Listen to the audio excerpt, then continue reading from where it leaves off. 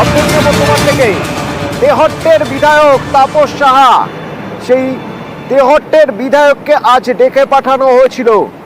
CBI ডেকে পাঠিয়েছিল তাপস সাহাকে।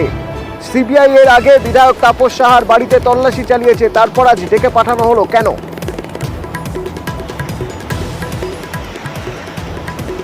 দেখো, তোমাকে জানিয়ে রাখি যে বিভিন্ন সরকারি পদে চাকরি দেওয়ার প্রতিশ্রুতি দিয়ে লক্ষ লক্ষ টাকা তোলার অভিযোগ এই তেহট্টের বিধায়ক এই তাপস সাহার বিরুদ্ধে। সেই কারণেই সিবিআই আজকে তাকে তলব করে এবং ইতিমধ্যেই নিজাম প্যালেসে তিনি এসেছেন। মূলত সিবিআই সূত্র থেকে আমরা এটা জানতে পারছি যে তাপস সাহার ভয়েস স্যাম্পল টেস্টের জন্যই তাকে ডাকা হয়েছে। তার কারণ গতকালকে প্রবীর কয়াল, তাপস সাহা ঘনিষ্ঠ এই প্রবীর কয়াল এবং আরো যে তিনজন, তাদের ভয়েস স্যাম্পল নিয়েছে সিবিআই আধিকারিকরা। এবার এই তাপস সাহার ভয়েস স্যাম্পল নেওয়া হবে, যাতে দুজনের মধ্যে তাদের যে ভয়েস স্যাম্পল, একটা মোবাইলের একটা অডিও রেকর্ডিং রয়েছে, সেই রেকর্ডিংকে কিন্তু যাচাই করার জন্য এই দু তরফে যে ভয়েস রেকর্ড, এই ভয়েস স্যাম্পল, সেই ভয়েস স্যাম্পল টেস্টের পর কিন্তু জানা যাবে যে তাপস সাহার সেই কণ্ঠস্বর কিনা।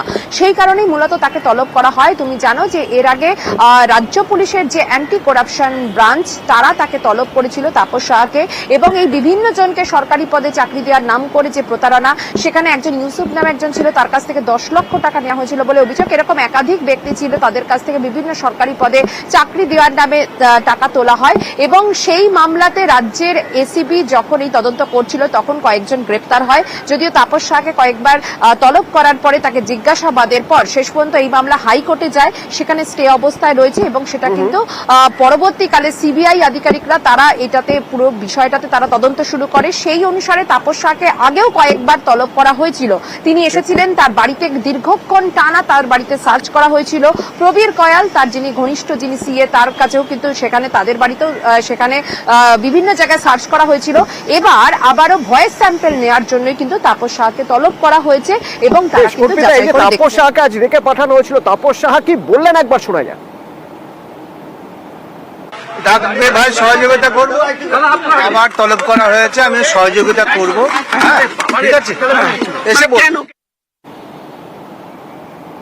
আর তাপস সাহার আইনজীবী, তার কি বক্তব্য? তদন্তের ক্ষেত্রে ওনাকে ডেকেছে, একটা ভয়েসের ব্যাপার আছে, সেই নিয়ে ওনাকে আজকে ডেকেছে। উনি করবেন তদন্তে, সবসময় এর আগেও সাহায্য করেছেন। Is suffering from different types of elements, ওনার শরীর অসুস্থ। সেই অবস্থাতেও যখনই সিবিআই ডেকেছে, যতবারই ডেকেছে, উনি ততবারই এসছেন সিবিআইকে তদন্তে সাহায্য করার জন্য।